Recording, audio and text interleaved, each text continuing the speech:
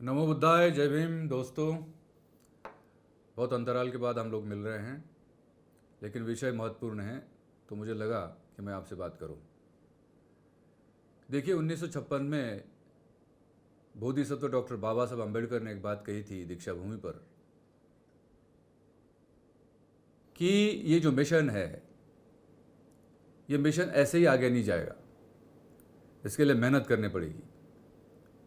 और हमारे समाज के जो इंटेलेक्चुअल्स है, बुद्धिजीवी लोग हैं, उनको सबको मिल कर के इस मिशन को आगे ले जाना पड़ेगा। और इन लोगों में वो लोग जो बाबा साहब के कारण सक्षम बन गए हैं, उन लोगों के कंधों के ऊपर ये बड़ी जिम्मेदारी है। मैं जानता हूँ कि बाबा साहब के जाने के बाद जो वर्तमान स्थिति है हमारे समाज की, हमारे आंदोलन की, हमारे मिशन की, वो उतनी अच्छी नहीं है। और जितनी बड़ी तादाद हमारे समाज की है, उस तादाद का यदि हम विचार करें तो जो भला होना चाहिए वो अभी तक के भला नहीं हुआ है। आरक्षण को छोड़िए, ये विषय अलग है, उस पर बात करने की बात नहीं है आज। लेकिन जो मिशन की बात बाबा साहब ने कही थी दीक्षा भूमि पर, मैं उस विषय पर आज आपसे बात करना चाह रहा हूं। बाबा साहब ने कहा था कि हमारी जो बुद्ध विहार है वो शिक्षा का केंद्र बने, संस्कृति की रक्षा का केंद्र बने। संस्कृति से मतलब है बुद्धिस्ट, और धम्म, बौद्ध धम्म का प्रचार और इसकी व्यापकता और इसकी जो स्थिति है समाज को आगे ले जाने की, उस पर हम लोगों को काम करना चाहिए। और ये काम जो है हमारे बुद्ध विहारों से होना चाहिए। बाबा साहब ने ये बात कही थी। हम जानते हैं आज के तारीख में हमारे बुद्ध विहारों की स्थिति क्या है। क्या हमारे बुद्ध विहारों के पास वो इंफ्रास्ट्रक्चर है?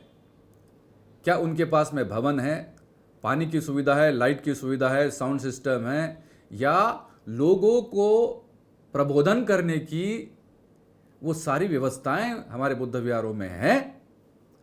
तो इसका उत्तर है कुछ को छोड़ दीजिए, नहीं। तो फिर अगर यही स्थिति रही तो बाबा साहब ने जो बात कही थी दीक्षा भूमि पे कि मैं सारा भारत बौद्धमय करूंगा, वो कैसे होगा? मतलब बाबा साहब के चले जाने के बाद जो वर्तमान तक की स्थिति आई है, जो हम लोग देख रहे हैं, क्या हम लोग भारत को बौद्धमय करने की दिशा में आगे बढ़े हैं? हमने कदम चालू किए हैं, लेकिन हम इतने आगे नहीं बढ़े। और इसका मूल कारण है हमारे जो बुद्ध विहार है उनकी स्थिति। आज हमारे समाज का युवा कहो या विद्यार्थी कहो या मतलब आने वाली जो पीढ़ी का जो सदस्य है हमारा, वो अगर बुद्ध विहार में जा करके कुछ समय व्यतीत करता है तो फिर उसकी जो बुद्धि है, उसका जो व्यक्तित्व है, उसमें निखार आ सकता है। आज मैं जानता हूं हमारे समाज के युवाओं में बाबा साहब के मिशन की वो ललक नहीं है, लेकिन अगर ये ललक पैदा करना है तो ये काम करना पड़ेगा बुद्ध विहारों को। क्यों? बुद्ध विहार में कोई राजनीति नहीं होती है, कोई पार्टी पॉलिटिक्स नहीं है, कोई व्यक्तिगत स्वार्थ नहीं है।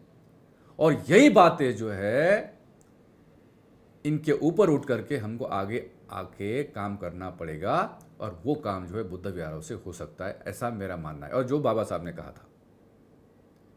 तो फिर क्या करें भी? हमारे जैसे लोग, मेरे जैसा व्यक्ति जिसने आईएएस की नौकरी की है, बड़ी नौकरी की है, सक्षम बना है, तो क्या मैं एक छिटपुट काम करके चला जाऊं? मेरे परिवार के लिए बस मैं जीऊं, मेरे बच्चों के लिए जीऊं?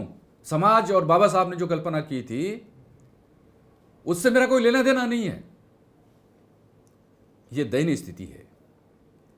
बड़े तादाद में लोग जो है हमारे सक्षम बने हैं, लेकिन एक सामूहिक अवधारणा जो होती है, जो बाबा साहब की कल्पना थी, वो अभी तक के निर्मित नहीं हुई है। छिटपुट करने से कोई मतलब नहीं है। एक ऐसी स्थिति निर्मित होनी चाहिए जिसमें आपको लगना चाहिए कि ये मेरा है, ये मेरा काम है। और जिस काम में कोई पॉलिटिक्स नहीं है, कोई व्यक्तिगत स्वार्थ नहीं, ऐसा काम है धम्म का काम, बौद्ध धम्म का काम। और ये बुद्ध विहार से धम्म का काम होगा। मेरी ओर से मैंने नौकरी में रहते हुए कहिए या अभी तक के जो भी काम हो, मैंने करने की कोशिश की, मुझे बताने की जरूरत नहीं, लेकिन आगे जो करना है अब वो तो बताना पड़ेगा। लगभग मैंने कई हमारे पूजनीय बंदेगणों से बात की है, कई लोगों से मैंने बात की है कि आज के तारीख में अगर हमारे देश की स्थिति है, अगर उसका विचार करें, मिनिमम टू मिनिमम पूरे देश में 50,000 से 1 लाख तक के विहार है, ऐसा आंकड़ा एक सामने आ रहा है। अब अगर हम 1 लाख बुद्ध विहारों की बात करते हैं और इन विहारों की स्थिति की बात करते हैं, तो आपको लगेगा मुश्किल से 1-2% ऐसे विहार हैं जहां सारी सुविधाएं या ये व्यवस्थाएं उपस्थित मौजूद है। तो फिर बाकी 98% का क्या होगा? क्या वहाँ लोग हमारे जाके उनको अच्छा लगता है, उनको वहाँ बैठना अच्छा लगता है, समय व्यतीत करना अच्छा लगता है, धम्म की बात सुनना अच्छा लगता है? गलती उनकी नहीं है, गलती हम जैसे पुरोधाओं की है। मतलब हम पढ़ लिख के नौकरी में आके या बाबा साहब के कारण सक्षम बने हैं, लेकिन हमारी जो जिम्मेदारी, सामूहिक जिम्मेदारी है, उसका निर्वहन हमने अभी तक के उस हिसाब से नहीं किया जैसा बाबा साहब ने कहा था। तो मेरी ओर से मैं ये चाह रहा हूं कि चूंकि ये फिल्म कंपनी है, ये प्रोडक्शन हाउस है, आरटीएफ, रमेश तेटे फिल्म्स, ये कोई अन्य विषयों की फिल्में बनाने के लिए कंपनी नहीं है। ये पर्टिकुलरली और मेनली और शुद्ध रूप से बाबा साहब के विषय और धम्म के विषय लेकर इस समाज को जागृत करने के लिए, एक दिशा देने के लिए यह फिल्म कंपनी बनी है। मैं अकेला इसमें नहीं हूं, मेरा नाम जरूर है, लेकिन ये जो विषय है, ये जो फिल्में हैं, ये कोई रोमांटिक फिल्में नहीं है या इस तरह की फिल्में नहीं है जिसमें पैसा कमाने के लिए कंपनी बनी हो। No, not at all. पैसा कमाने के लिए फिल्म कंपनी बनाने की जरूरत नहीं थी। और मैं तो आईएएस की नौकरी करके रिटायर हुआ हूँ, मेरे को तो घर पे बैठना चाहिए था, मैंने पहले भी कहा था। लेकिन मेरी जिम्मेदारी है दोस्तों, है ना। अगर ये जिम्मेदारी का निर्वहन बगैर किए मैं चला जाऊँ इस दुनिया से, मतलब नहीं है। नाम होने के लिए काम नहीं करना चाहिए। अगर काम करेंगे तो फिर नाम होगा, चाहे कोई भी हो, मैं हूँ या आप हो, कोई भी हो। अगर काम करेंगे तो नाम होगा, और फिर बाबा साहब ने जो काम बोला है वो करो। इसलिए मैं आज आपसे निवेदन करने आया हूं।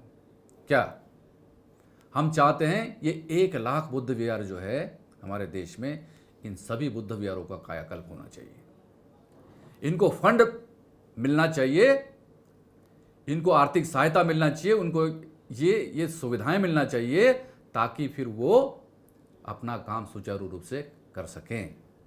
इसके लिए क्या है, अब मेरी ओर से, कंपनी की ओर से, पहले साल में हम इन बुद्ध विहारों में से एक चुनिंदा, मतलब चयन करेंगे अपन इसका, 1 करोड़ रुपए का सम्मान निधि या आर्थिक सहायता का हम इस वर्ष देना चाहते हैं। उसमें हम बुद्ध विहारों का चयन करेंगे। और चयन कैसे? सबसे पहले मैं निवेदन करना चाहता हूं सभी बुद्ध विहारों की समिति और हमारे बंतेगण, ये समितियां जो है ना हमारे बुद्ध विहारों की, उन सभी लोगों से, देश के सभी बुद्ध विहारों की समितियों, बंतेगण से मैं निवेदन करना चाहता हूं, हाथ जोड़ के। सबसे पहले आप हमारे पास, हमारी कंपनी का जो व्हाट्सएप नंबर है आपको स्क्रीन पे देखेगा, उस पर आपको आवेदन करना है। आवेदन में क्या लिखना है कि आपका बुद्ध विहार कब बना था, आपके बुद्ध विहार के भवन की स्थिति क्या है, बाकी सुविधाओं की स्थिति क्या है, और अगर आपकी मंशा के अनुसार अगर आप उस बुद्ध विहार को बनाना चाहते हो, उसका जीर्णोद्धार करना चाहते हो, अच्छा बनाना चाहते हैं, तो उसमें आपको कितने फंड की आवश्यकता होगी। और ये एप्लीकेशन व्हाट्सएप पे करना है आपको, कोई पोस्ट से नहीं भेजना है, कोई हार्ड कॉपी में नहीं भेजना है, व्हाट्सएप पे भेजना है आपको। एक अंदाज जो उसका एस्टिमेट जो है वो उस पर आप लिखें और हमें व्हाट्सएप नंबर जो आपको स्क्रीन पे दिख रहा है उस पर भेज दीजिए।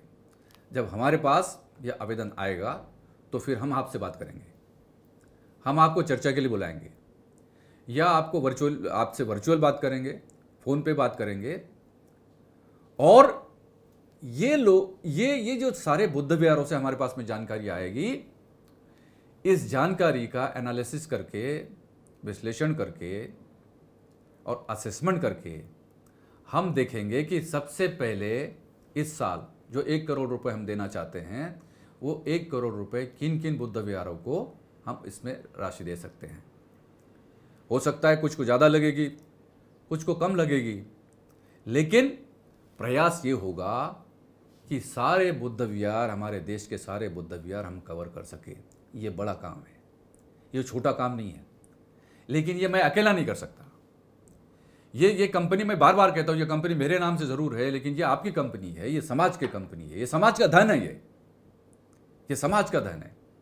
और इसलिए इस धन का डिस्ट्रीब्यूशन होना चाहिए।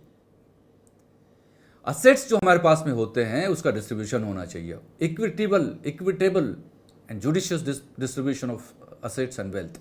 अगर ये होता है ना तो किसी की कोई शिकायत नहीं होगी, कोई नहीं कह सकता फिर अगर आपने सही काम किया, अरे इन्होंने गलत काम किया, ये तब कोई नहीं कह सकेगा।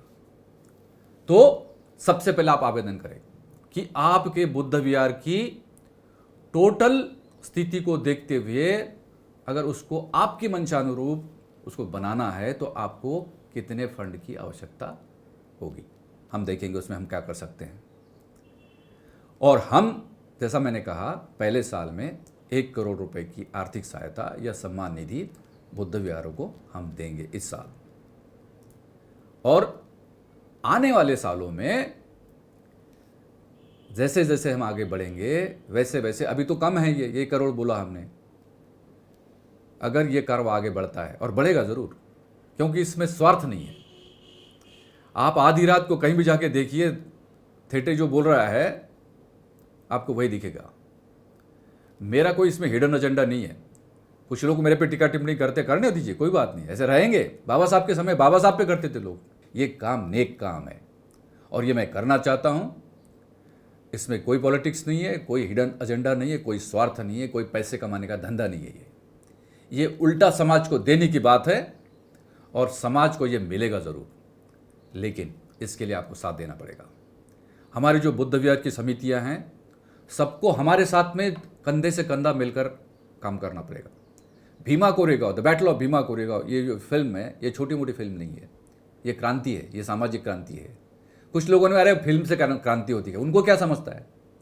एक व्यक्ति ने कहा, बोले अरे फिल्म से कोई सामाजिक क्रांति होती क्या। जब देखोगे ना तो आपको लगेगा ये क्या है। ऐसे विषय हैं, धम्म के विषय हैं, कई कहानियाँ हैं हमारी। आज के तारीख में मॉडर्न कहानियाँ भी बहुत सारी हैं। इन तमाम कहानियों को जब पर्दे पे उतारेंगे और लोगों तक ये बात पहुंचेगी, हमारा इतिहास लोग देखेंगे, जानेंगे, तभी क्रांति होगी। हम कलम वाले लोग हैं, तलवार वाले लोग नहीं हैं। हम संविधान वाले लोग हैं। किसी पारंपरिक संहिता की बात हम लोग नहीं करते, हम संविधान की बात करते हैं।